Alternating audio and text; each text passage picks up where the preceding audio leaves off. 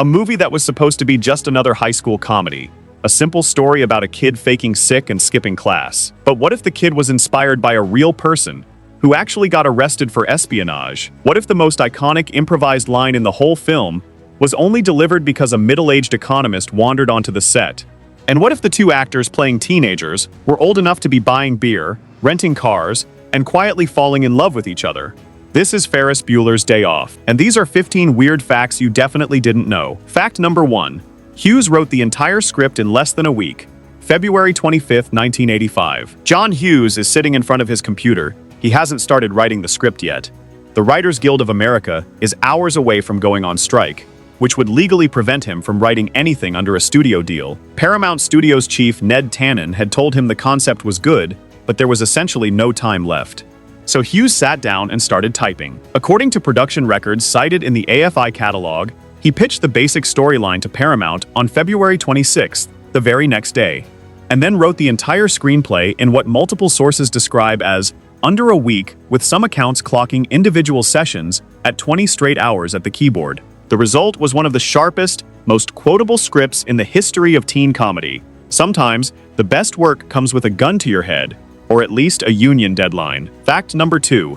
The real Ferris Bueller borrowed his dad's car and tried the same odometer trick.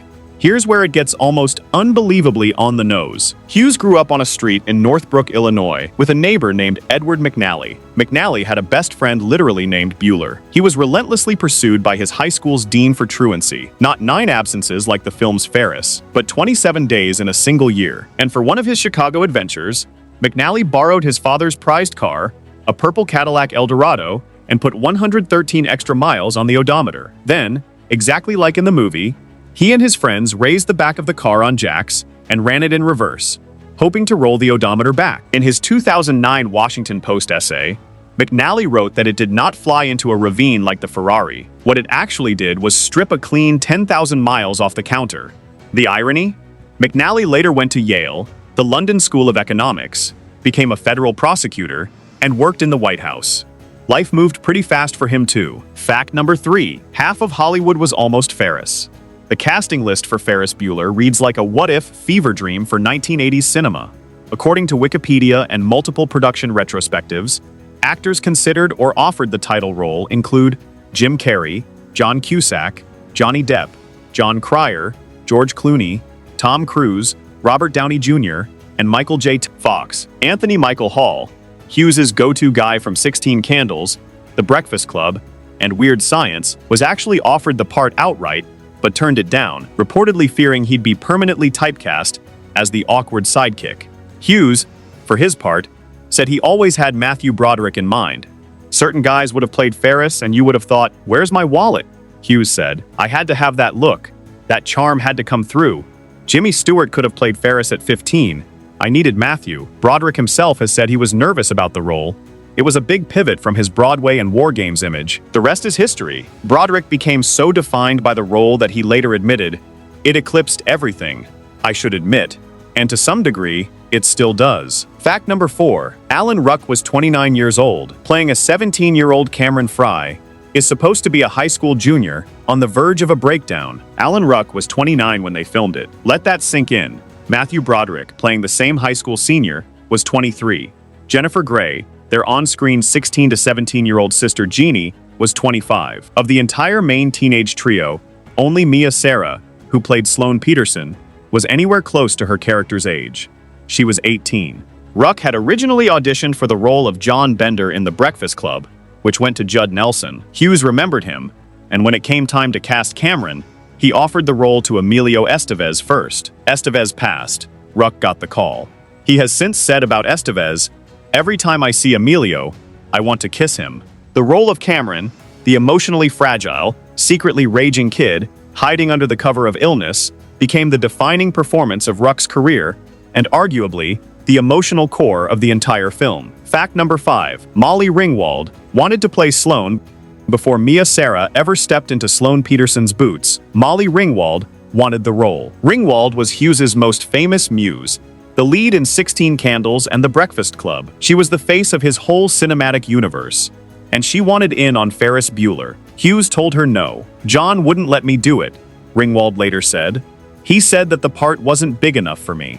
Meanwhile, Mia Sara had just come off Legend, Ridley Scott's epic fantasy opposite Tom Cruise, where she'd played a princess. When she auditioned for Sloane, Hughes didn't know how old she was. He'd been told he needed an older actress to project the right kind of quiet dignity. As Sarah later recalled, he nearly fell out of his chair when she told him she was only 18. Talk about a full-circle moment. The actress Hughes thought was too big for the role, replaced by someone young enough to be her younger sister. Sometimes getting turned down for one role sets you up for an entirely different legacy. Fact number 6. Ben Stein stumbled onto the set and was paid $360. The Bueller scene is the most quoted moment in the film. Maybe one of the most quoted moments of the entire decade. None of it was written. Ben Stein was not cast. He was not even supposed to be on camera.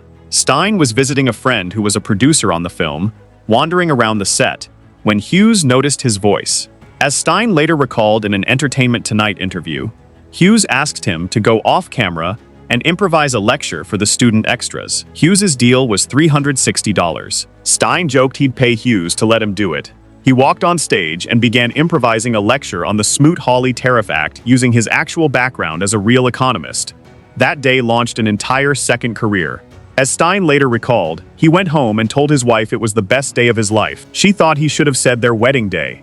He said, better than that. Fact number 7. Cameron Fry's Sloane's dad voice was a Broadway inside joke. One of the funniest single moments in the film is Alan Ruck's phone call to Principal Rooney, pretending to be Sloane Peterson's father. That low, confident, deadpan voice didn't come from the script. It came from a Broderick impression.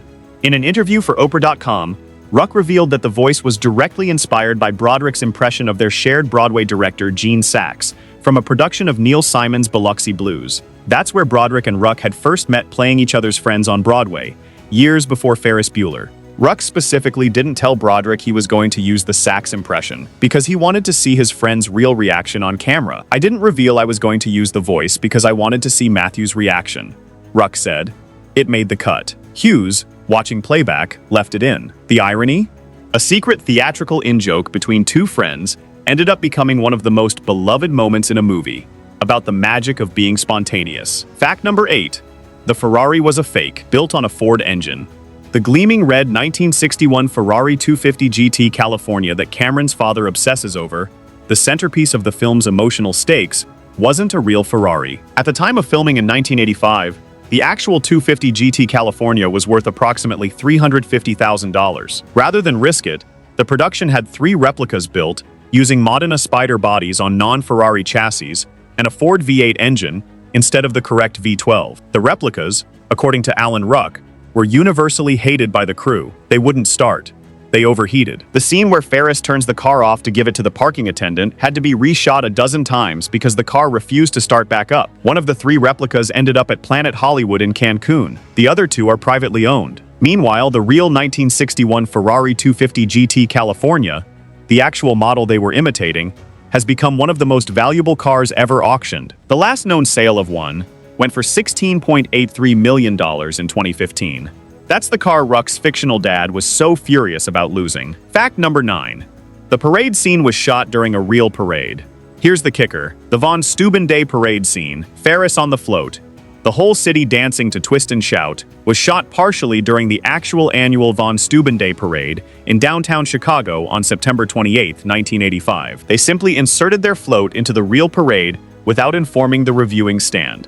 As Hughes later said, it just happened that this was an actual parade, which we put our float into. Unbeknownst to anybody, all the people on the reviewing stand.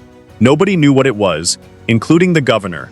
For the second day of filming, local radio stations announced that John Hughes was shooting a movie and invited people to show up. Over 10,000 people turned out. Choreographer Kenny Ortega, making his first ever union directorial job, which Hughes paid for personally by calling the Directors Guild and writing a check, orchestrated the whole thing with 12 cameras. The real construction workers and window washers visible in the background dancing? Not extras, just real Chicago workers who heard the music and joined in. Fact number 10. Matthew Broderick destroyed his knee and couldn't do the dance. The parade scene looks effortless. It's full of joy and momentum. But weeks before filming that sequence, Broderick had badly twisted his knee while shooting the backyard sprint scene, the one where Ferris races home through his neighbor's yards. By the time parade filming began, his knee was swollen, and he couldn't perform any of the choreography he and Kenny Ortega had spent weeks rehearsing together. "I had destroyed my knee," Broderick told Yahoo Entertainment in a 2016 interview. "I had twisted it, and it was like swollen, so I couldn't do most of Kenny Ortega's knee spins and things like that we had worked on." Ortega recalled that Broderick had come to their very first rehearsal as a nervous wreck, admitting he had never danced before. They built the routine together, and then most of it had to be scrapped. Fact number 11. Paul McCartney was furious about his own song. Ferris Bueller's Day Off sent the Beatles' 1963 recording of Twist and Shout back onto the Billboard Hot 100 in 1986, where it peaked at number 23, giving the group their second charted single of the entire 1980s. It became the Beatles' longest-running top 40 hit, with a combined 23 weeks across its original 1964 run and the 1986 re-entry, and Paul McCartney hated it. The version used in the parade scene included brass overdubbed by the film's sound team onto the original Beatles recording, to make it sound like the marching band was actually playing the song. McCartney told journalist William Dowling in 1989, "I liked film, but they overdubbed some lousy brass on the stuff. If it had needed brass, we'd had stuck it on ourselves." When Hughes heard the reaction, he said he felt terrible for offending a Beatle, but explained the brass was there because they needed the marching band to seem like it was actually playing along. Fact number 12. Charlie Sheen stayed awake 48 hours for a 5-minute scene. Charlie Sheen appears in exactly one scene in Ferris Bueller's Day Off, the police station sequence, where a bleary-eyed, spaced-out juvenile delinquent tells Jennifer Grey's Jeannie she needs to stop worrying so much about her brother and start worrying about herself. It's roughly 5 minutes of screen time. Sheen was on the cusp of superstardom. Platoon was about to come out the same year and make him a household name. For the role of the drugged-out mystery kid, Sheen forced himself to stay awake for more than 48 consecutive hours before filming to produce the correct glazed, hollowed-out look. He had previously been offered the lead role of Ferris himself and had passed, taking the smaller cameo instead. The role that Sheen passed on had gone to Broderick. The role that Sheen accepted required 2 straight days without sleep. According to IMDb trivia, some crew members noted he wasn't exactly acting. Sheen spent the rest of 1986 winning a Golden Globe for Platoon. Life really does move pretty fast. Fact number 13. Ferris's parents got married in real life. Cindy Pickett and Lyman Ward played Ferris's blissfully oblivious parents, the two adults most thoroughly conned by their teenage son throughout the movie. They had never met before the production. By the time filming wrapped, they were dating. In 1986, shortly after the film was released, Pickett and Ward married. They had 2 children together. Their son, at around age 8, reportedly turned to his mother one day after watching the movie for the umpteenth time and asked, "Mom, why didn't you name me Ferris?"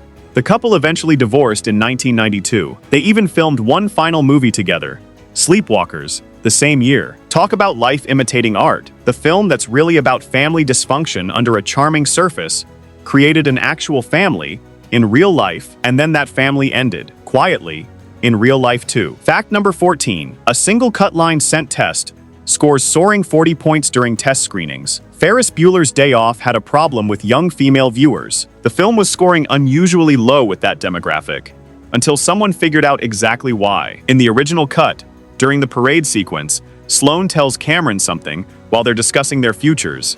A girl can always bail out and have a baby and get some guy to support her. Lindsay Doran, former vice president of production for Paramount Pictures, recalled the aftermath. Girls hated that line. The line was meant as ironic commentary on gender politics, a critique, not an endorsement. It went over the heads of test audiences entirely, who read it as Sloane sincerely expressing a regressive view. After cutting the single line, according to Doran, young female test scores jumped approximately 40 points, the most dramatic improvement she had ever seen from cutting a single line in a test screening. Fact number 15. Hughes snuck 6 tribute license plates into the film. John Hughes hid a series of Easter eggs in the film's license plates that almost nobody noticed in 1986. Cameron's father's Ferrari has the vanity plate in Nervous, the defining psychological condition of Cameron's entire character arc. But scattered across the background of other scenes are plates that serve as a quiet love letter to Hughes's own filmography: VCTN, National Lampoon's Vacation, TBC, The Breakfast Club, Mom, Mr. Mom, and 4FBDO, Ferris Bueller's Day Off itself. The irony is that the plate most visible on screen, the one with the biggest screen time, is nervous. Hughes put the movie's entire emotional theme right there on the car, in front of everyone, and most people drove right past it. Bonus fact, the bands Save Ferris and Rooney were named after the movie. Here's a coda that speaks to just how deeply Ferris Bueller's Day Off burrowed into the cultural nervous system. Two entirely separate bands named themselves after characters and plot elements from the film.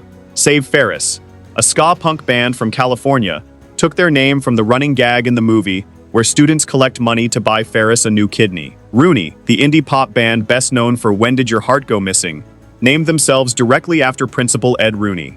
The Save Ferris gag in the film appears no fewer than 7 times. On a water tower, in a newspaper, at a Cubs game, on a chalkboard, in a notebook on a school bus, and twice, with students actively collecting donations. Hughes never explicitly explained the bit, it just kept appearing, like a local legend with its own momentum. 2 decades after the film, 2 bands had essentially built their musical identities around punchlines that were never even the main joke. Sometimes the best legacies are the ones that refuse to die. Ferris Bueller's Day Off wasn't trying to change the world, it was trying to survive a writer's strike, fill a summer release slot, and get a kid named Matthew Broderick onto a float. Was it high art? Absolutely not. Was it influential? Undeniably. Is it still the movie you reach for when the world moves too fast? Every time. What fact surprised you most? Drop it in the comments, and if there's something I missed, I want to hear it. Like and subscribe if you want more of these, and hit the bell so you're first to know when the next one goes up. Life moves pretty fast. You know the rest.